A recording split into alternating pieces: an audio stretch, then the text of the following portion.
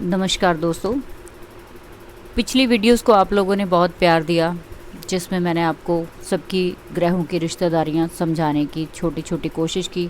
बहुत ही छोटे छोटे मैंने फीचर्स बताने की कोशिश की है, वरना टॉपिक बहुत बड़ा है, लोग बहुत बोर हो जाते हैं, इसलिए मैं छोटी छोटी चीज़ें आपको बताने की कोशिश कर रही हूँ। आज से हम एक नया टॉपिक स्टार्ट करने जा रहे हैं, वो है कि किसी व्यक्ति पर जो ऋण है यानी कर्जा एक तरह का ग्रहों का, वो किस तरीके से देखा जाएगा लाल किताब के हिसाब से। देखिए, कहते हैं कि देव ऋण, ऋषि ऋण और पितृ ऋण का प्रभाव जो है आपके जन्मों जन्मों तक आपके ऊपर, आपकी फैमिली के ऊपर रहता है, जब तक आप उसका इलाज नहीं करते। इसीलिए शास्त्रों में जो है बोला गया है, पितृ देवो भव, आचार्य देवो भव, मातृ देवो भव।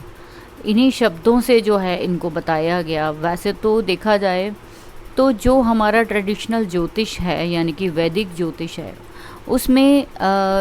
उसमें भी जो है ऋणों को बहुत ज़्यादा महत्ता दी गई है, और लाल किताब में तो इसको एक ख़ास जगह दी गई है ऋणों को, कि अगर आप उनको ठीक कर लेते हो, उन ऋण को आप पश्चाताप कर लेते हो, उसका आप उपाय कर लेते हो, तो आपकी ज़िंदगी में जो पुश्तों से चली जा रही प्रॉब्लम्स है उनका सल्यूशन आपको मिल जाएगा। देखिए, जैसे कि ये ऋण काम कैसे करते हैं। बहुत सारे लोग सोचते हैं कि ये ऋण हमारे पिता ने लिया तो हम पर कैसे वो ट्रांसफ़र हो सकता है। देखिए, जो हमारे जो डीएनए है, अब साइंटिफिक भाषा में बोला जाए तो हमारे जो दादा परदादाओं का डीएनए वो हम तक पहुंचा है। उनके आँखों के रंग, उनके चेहरे का जो हाव भाव, उनकी आदतें, उनके जो फीचर्स हमारे फिज़िकली मिले हैं हमें, तो फिर हमें बाकी चीज़ें भी उनकी इसी तरीके से आगे ट्रांसफ़र होती हैं। कभी नहीं भूलना चाहिए हम लोगों को कि जैसे कर्म हमारे बुज़ुर्गों ने, हमारे फोर फादर्स ने कहीं कोई गलतियां की हैं, तो उसका जो कर्ज है, उनका जो फ़र्ज़ है और उनकी जो प्रॉब्लम्स है, वो हमें इस जन्म में भुगतान करना पड़ेगा। कई बार आपने सुना होगा कि ये व्यक्ति बहुत खुशकिस्मत है, इसने मोती दान किए होंगे। असल में मोती उसने तो दान शायद किए या नहीं किए, लेकिन उसके बुज़ुर्गों ने मोती ज़रूर दान किए होते हैं, कि उस व्यक्ति को आगे ही पैदा होते ही बहुत सारी जो है सफलता जो है उसको देखने को मिल जाती है, उसको कोई स्ट्रगल खास करना नहीं पड़ता। जैसे महाभारत में भी बताया गया है कि पांडवों की गलती का, जो एक छोटी सी गलती का परिणाम क्या हुआ, भुगतना पड़ा द्रौपदी को। इसी तरीके से श्रवण के माता पिता के श्राप की वजह से महाराज दशरथ की संतान को यानी भगवान राम जी को ये भुगतना पड़ा, उनको दर दर की ठोकरें खानी पड़ी। तो सोचिए कि अगर इतनी महान हस्तियां, जो इतने प्रभु थे, इतने देवता जो गण थे, उनको ये चीज़ें भुगतान करनी पड़ी, तो हम लोगों को किस लेवल तक करनी पड़ेगी।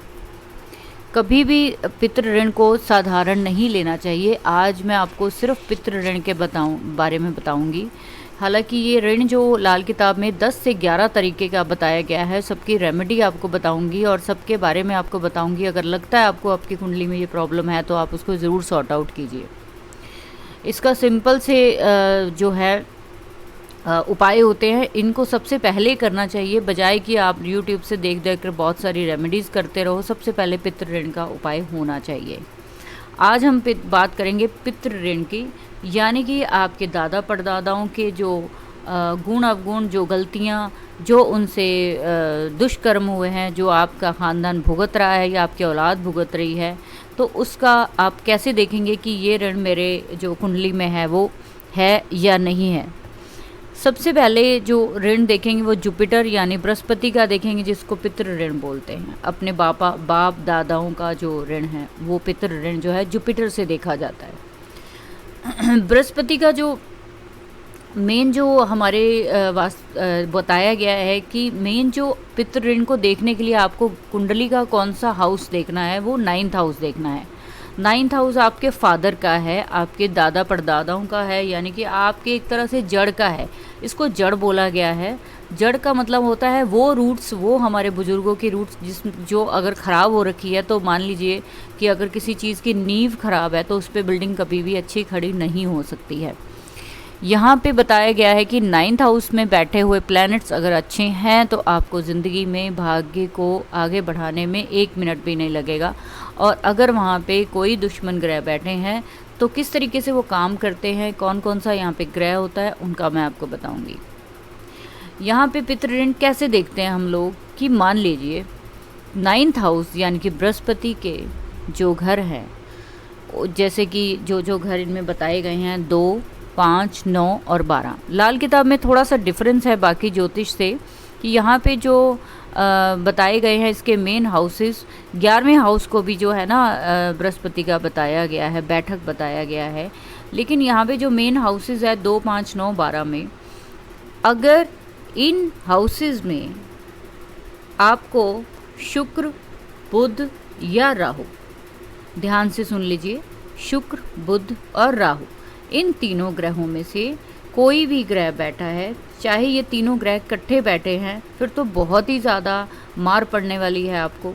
और अगर आपका अकेला अकेला प्लैनेट भी कहीं 2 में शुक्र बैठा है, 5 में बुध बैठा है, राहु जो है 12 में बैठा है, किसी भी तरीके से जो जुपिटर की रूट्स खाने हैं, जो उसके मेन जो हाउसेस हैं 2, 5, 9, 12 में शुक्र, बुध और राहु अगर बैठे हैं, तो आप समझ लीजिए आपको पितृ ऋण लगा हुआ है।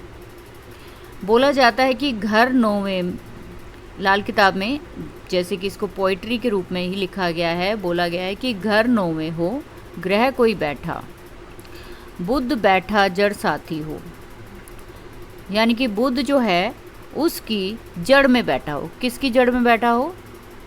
9वें घर की, यानी कि गुरु के घर में बैठा हो, तो पितृ ऋण से प्रभावित असर सब ग्रह निष्फल हो। अब आप ये बोला गया कि जब ये इसकी जड़ में बृहस्पति के घरों में जब ये दुश्मन ग्रह बैठ जाते हैं, तो समझ लीजिए आपके जितने अच्छे घरों में बैठे हुए प्लैनेट है वो भी आपके निष्फल हो गए। आपको कोई भी किसी तरीके का रिजल्ट ज़िंदगी में नहीं देंगे जब तक आप पितृ ऋण को छुटकारा यहाँ से आप नहीं दिलवाते। अब यहाँ पे ये बोला गया कि जैसे कि ध्रुव सत्य है कि जो हमारे पूर्वजों के दुष्कर्म का फल है, वंशजों को भोगना पड़ता है, उसको सबसे पहले जो देखने के लिए सबसे पहले हमारे 9th हाउस को देखा जाता है। तो अब ये जो है आपको इसकी निशानी मैं आपको बताऊंगी कि वो क्या है, कि आप पे बृहस्पति का ऋण लगा भी है कि नहीं लगा है। इन हाउसेस में अगर ये प्लैनेट बैठे हैं, एक निशानी तो ये हो गई। दूसरी निशानी ये होगी कि अगर किसी की कुंडली में ये ग्रह बैठे हैं इस हाउसेस में 2, 5, 9, 12 में शुक्र, बुध, राहु बैठे हैं, तो निशानी ये होगी कि उस पर्सन की जो है या उस फैमिली में मान लीजिए सबके बाल बहुत जल्दी सफ़ेद हो जाते होंगे या हो गए होंगे।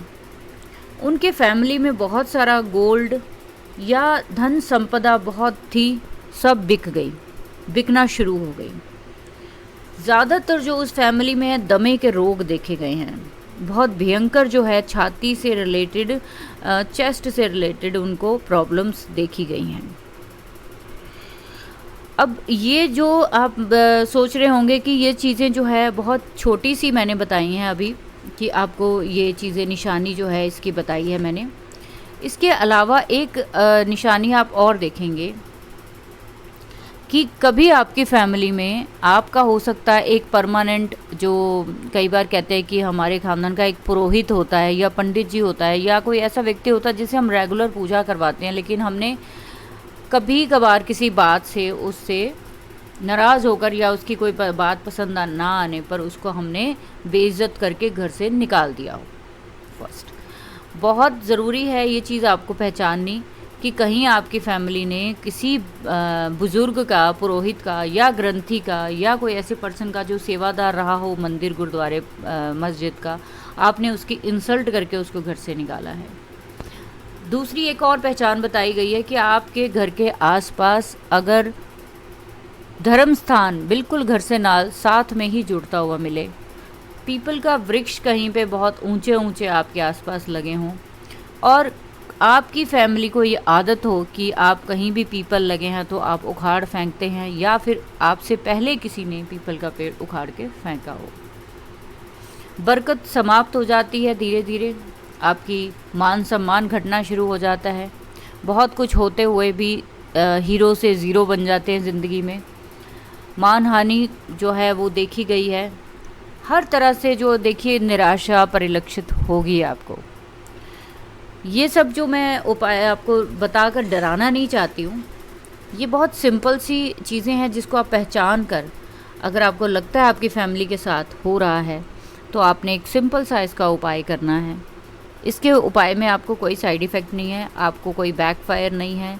पितृ ऋण का उपाय सभी को करना चाहिए। आगे आने वाले 10 से 11 जो मैं आपको ऋण बताऊंगी, उसमें आपको जो भी लगता है, आपके 2 ऋण भी हो सकते हैं, 4 भी हो सकते हैं, ज़्यादा भी हो सकते हैं, आपको सभी ऋणों का उपाय करना है, तब आपकी ज़िंदगी जाके आसान होगी। तो जुपिटर के ऋण का उपाय जो है वो बहुत सिंपल सा है कि आपने क्या करना है, आपकी जो खून के रिश्ते हैं, जहाँ तक भी मान लीजिए कि आप 4 भाई हैं, 2 बहनें हैं, आप 6 जने हो गए, फादर मदर हो गए, आपके बच्चे हो गए, पूरी फैमिली गिन लीजिए, अपने चाचा ताऊ की पूरी फैमिलीज गिन लीजिए, उनकी बहुएं, उनके जो है बच्चे सब गिन लीजिए। और सबसे जो है आपने जो है एक एक जो बंदे का जो है आपने काउंट करके उनके नाम के पैसे जो है वो कलेक्शन करनी है। अगर आज के टाइम में मैं देखूं कि कोई नहीं चाहता किसी से मांगना, बट अगर चलो आपका अपनी फैमिली में बहुत अच्छी गुडविल बनी हुई है, आपके कहने से कोई भी कुछ कर देगा, तो आप सभी से कुछ बराबर का हिस्सा लीजिए। यानी 10-10 रुपये मान लीजिए, एग्जाम्पल का हम डालते हैं, तो आप अगर 50 जने हैं या 40 जने हैं, सभी से आप 10-10 रुपये कलेक्ट कर कर आप एक जगह पे उनको इकट्ठे कीजिए और उन पैसों को हर साल आपको मंदिर में या किसी धार्मिक जगह पे, किसी अच्छी जगह पे मंदिर में दे देना चाहिए। स्पेशली मंदिर, गुरुद्वारे या जिस भी धर्म को आप मानते हैं वहाँ पर आप दे दीजिए। बहुत बहुत अच्छा उपाय है, करते ही लोगों को इसका रिज़ल्ट मिलता है। आप अपनी रूटीन में रखिए, पितृ ऋण लगा है तो आपको साल में एक बार ये काम करना ही करना है, इसके बिना आपका गुजारा नहीं होगा। मान लीजिए, इसका एक और मैं चीज़ आपको बताना चाहूँगी कि आप अपनी फैमिली से पैसे नहीं लेना चाहते, आपकी ईगो है, आपकी कोई प्रॉब्लम है, किसी भी तरीके से समझ लीजिए कि आपकी बनी बनाई नहीं है। नेचुरल है, जब पितृ ऋण लगा होता है ना, तो फैमिली में यूनिटी तो होती नहीं, तो एक दूसरे से तो बात मैंने देखा है बहुत कम लोग करते हैं, इवन कि बाप बेटा भी बात नहीं कर रहे होते। तो जिस भी व्यक्ति को लगता है कि मैं अपनी फैमिली का सुधार करना चाहता हूँ, तो वो सभी सदस्यों के हिस्से के पैसे खुद डाल सकता है।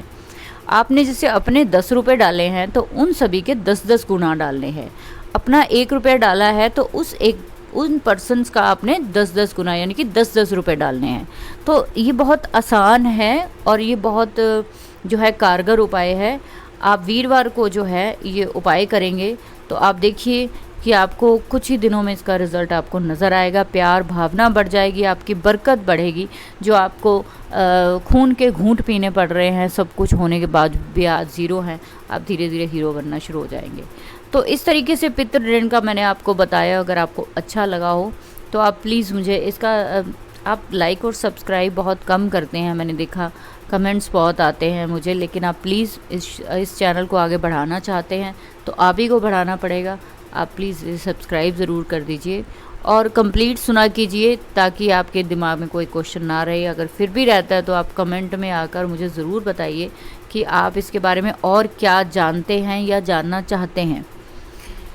तो इसके बाद मैं अगला उपाय आपको अगली जो वीडियो मेरी आएगी उसमें सूर्य का ऋण बताऊंगी कि सूर्य का ऋण यानी कि निजी ऋण या स्वयं ऋण या मेरा अपना ऋण क्या है, जिसकी वजह से मुझे ज़िंदगी में क्या क्या दिक्कत आई है। कहीं पे आपको वो ऋण तो नहीं लगा हुआ जिसकी वजह से आपको परेशानी आ रही है।